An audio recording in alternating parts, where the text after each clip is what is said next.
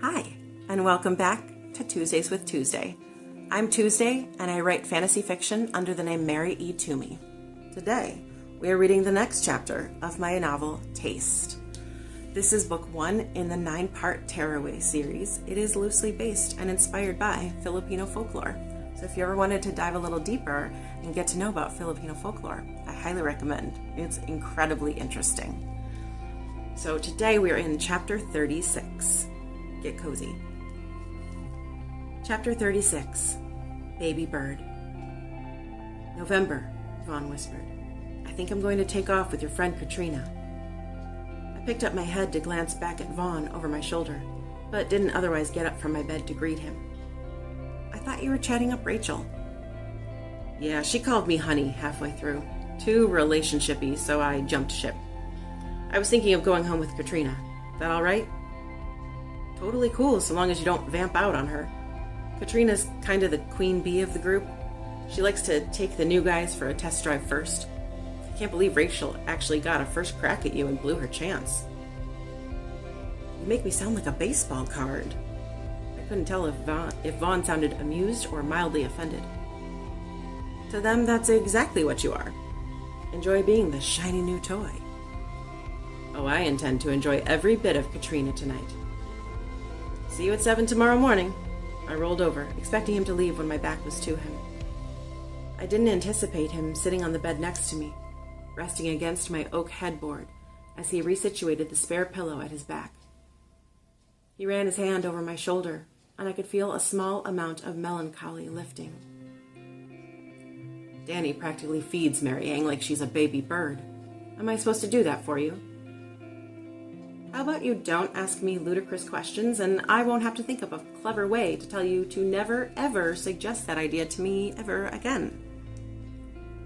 Okay, good. I mean, they've got their whole connection thing going strong, and more power to them.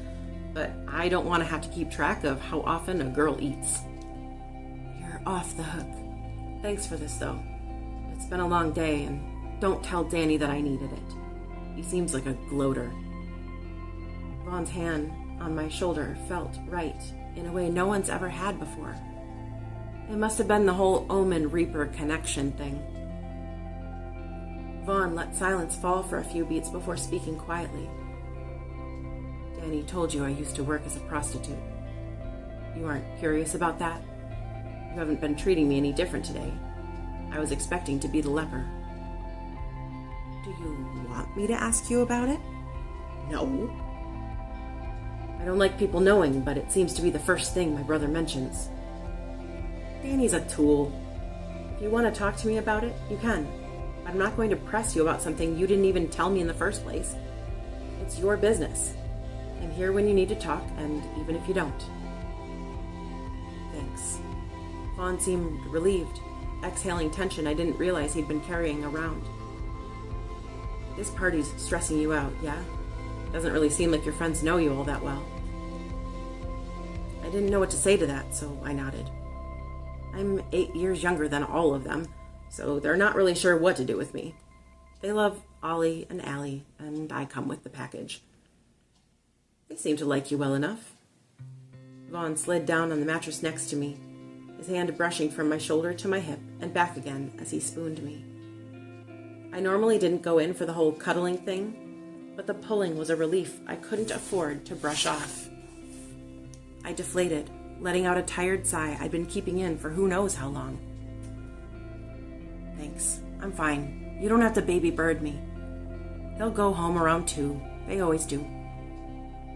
Danny will be here, so if you need anything, ask him for one of Mary Ann's worms. Mason, too. I sniggered, but then quickly bit off anything that could be construed as mocking Mary Ann. For the record, I like her a lot. But yeah, they're intense. Oh, make no mistake, I love her. I'm on the fence about my brother, but Mary Ann's an absolute gem. A sister if I ever had one. Do you have any sisters? I knew next to nothing about the guy stroking my hip. Just brothers, 6 of us. Holy crap, seriously? Your mother must be amazing to keep up with all of you. I relaxed into him as his body curled around mine. Bento had tried spooning me a few times, but I couldn't unwind, so I always found a reason to get up and leave a few minutes into the snuggle. The slow drip of my sadness was steadily leaking out of me and into Vaughn, and though I didn't know him all that well, I was glad he was there. Mom's a saint, that's for sure. When you meet her, be sure to tell her and all my brothers what a brilliant Death Reaper I am. I mean really ham it up and sell it to the cheap seats. How about, Mrs. Vaughn's mom, how you gave birth to such a wonderful boy is beyond me. Tell me the wisdom of your ways so I can take notes on how to raise such a responsible, kind, and well-mannered young man. Perfect. If you could add in something about my strong jawline, I'd be grateful. Making a mental note as we speak. Speaking of which, I haven't called them in a couple days. The natives get restless if they don't have their big brother to answer to. Give the twins a good ear bashing just for the fun of it. He pulled out his phone and hit one of the speed dials. I laughed through my nose. Oh yes, I'm sure you're terrifying when you're crossed. You probably throw out all kinds of bottom drawer words like poppycock and balderdash. I'm perfectly terrifying when I need to be, love.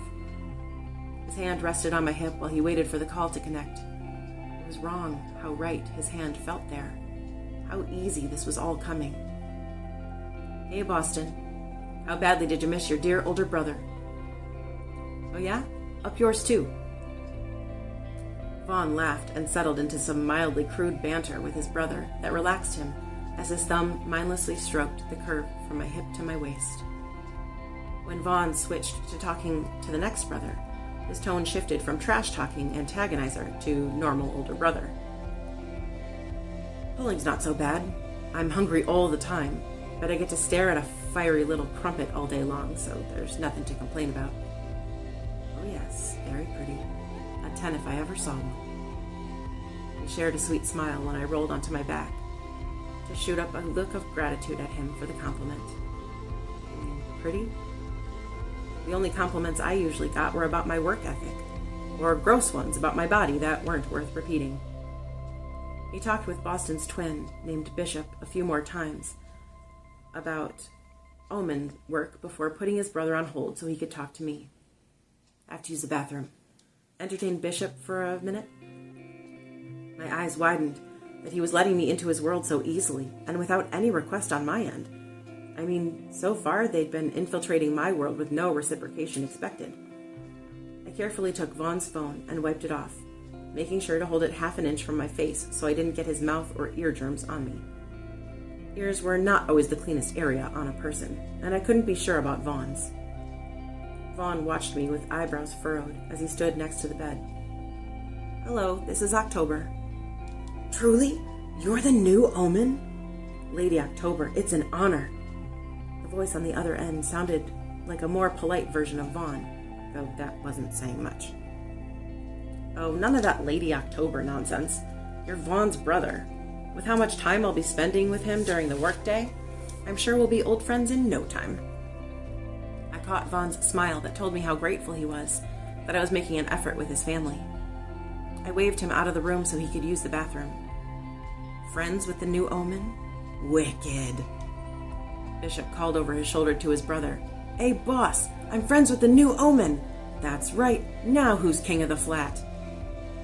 You can tell him I said you sounded taller than him, too, if that helps you secure your king of the flat position. Now I really like you, Bishop laughed. What's it like, breaking into a new job like that? Mary Ann always talks about how exhausted the whole thing leaves her. That you, too? I would say that it's a breeze, but I'm talking to you from my bed, so I guess exhausting is a good word for it. Vaughn mentioned that you didn't know anything about Tearaway before this. How's that settling? Oh, you know, it's not. I have no idea what I'm doing or which magical creature is going to fart on me next. Bishop snorted through his laugh at my unexpected joke. Here's hoping it's not Vaughn. From your lips to God's ears, dude. Bishop sounded like he was given to smiling without needing a piano to fall on someone else's head to enjoy a good laugh. You sound like an American, dude. I waved my hand around in the air. We're wasting valuable time here. Vaughn's in the other room. Give me the dirt on him. something I can use as leverage when he starts being a pain. He hasn't started yet? You must be very pretty then. I rolled my eyes with an "oh brother" smirk while he thought for a second. He hates lighting his cigars with matches, has a whole rant about the leaves not burning as evenly or some poppycock. I buttoned my lips through the slight giggle that Bishop had used the word poppycock. Is that so? He only uses a lighter, so if he's being a pain, nick his and watch him get as mad as a bag of ferrets. This is good. You're starting to become my favorite of Vaughn's brothers, though you've only got Danny for competition so far. Oh, his paintings. He keeps a boring one on his easel, but what he's really working on is behind it. He doesn't like people to see his paintings, not the unfinished ones anyways. Decoy paintings. Got it. Keep them coming. Bishop's voice turned wistful. Vaughn paints these perfect portraits, you know. I mean, not just how the person looks in a photograph, but how they look to him. He did one of me and one of Boston for Mum to hang in the hallway when we moved out. We're identical, but the portraits of us are somehow totally different. It's unreal. Bishop talked for a few more minutes about the differences in the details of the two portraits, until Vaughn came back, sliding into the bed with me. He was on his side, propped up on his elbow, and staring down at my supine form, while I laughed at Bishop's jokes and told a few of my own. Vaughn's palm rested across my stomach, which was way more intimate than I'd been expecting. But I much preferred that to him touching my hand. I don't know why my stomach seemed to purr for his touch, but unbidden swirls of sensation rose up where his hand lay. Okay, Vaughn's getting impatient. Here's your brother back. I wiped off the phone again before I handed it to him. Though I hadn't put my face on it, my germs had been near enough. Vaughn chatted for a few minutes after rolling me onto my side again, so he could spoon me and pull up my stress while he caught up with his twin brothers. When he hung up, he set the phone behind him on my nightstand and curled his arm around my stomach again, giving the butterflies something to flutter around. Sorry, that took longer than I thought. It's fine. I like hearing you be happy. Much better than you being smarmy to deflect, or polite when Danny runs you down. You love your brothers. I do. He was thoughtful a few beats as he lightly rubbed my arm, turning the soothing touch into a gentle massage. Do you take anything for your OCD? Does that fall under the baby bird category? I think it might. Bollocks, you're right. I'm sorry. I'm just having a difficult time getting a read on it. Sometimes you're completely normal, and other times I see how hindered you are. It feels like it comes and goes. I always thought OCD made your tics non-negotiable, but sometimes yours are completely gone. I don't understand.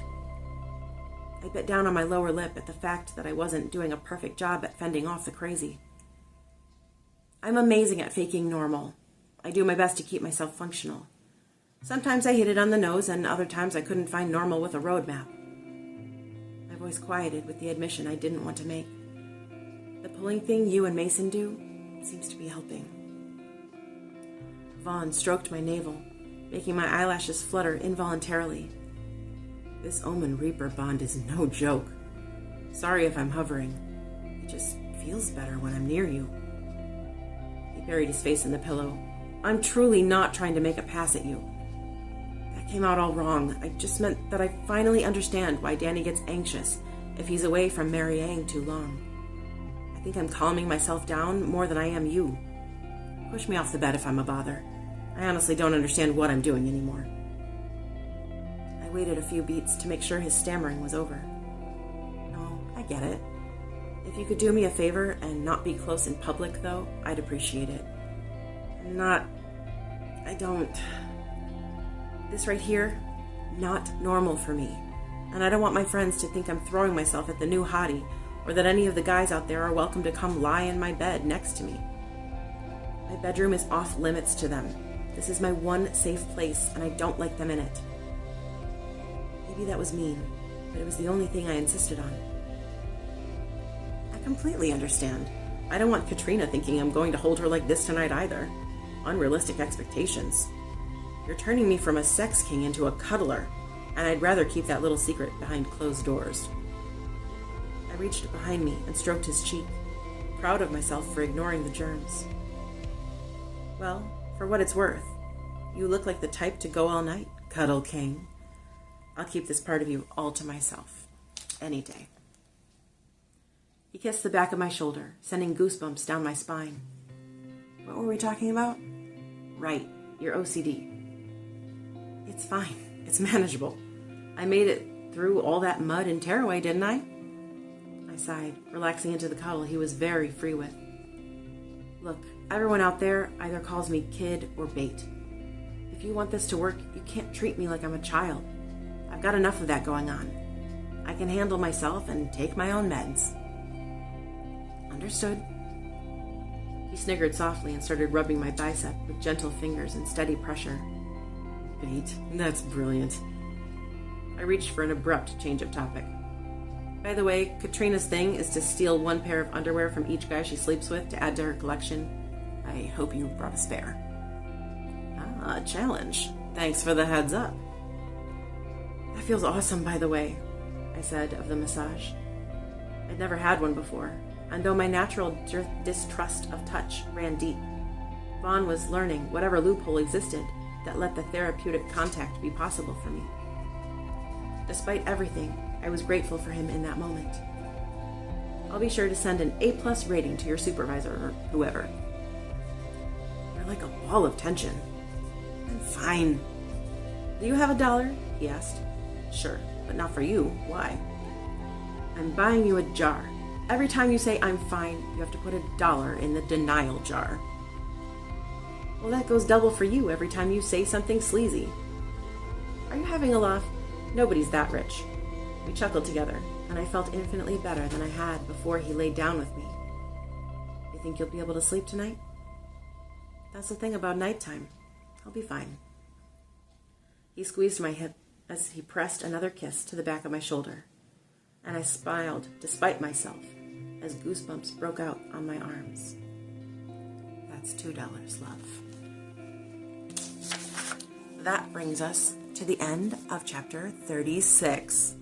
We are getting so close to the end. If you want to skip ahead and read to the end and then go on to the next book in the series, book 1 right now, as the ebook is free on most major retailers. You can check that out. Or you can just tune in next Tuesday and I will read you the next chapter. I will see you in a week for Tuesdays with Tuesday.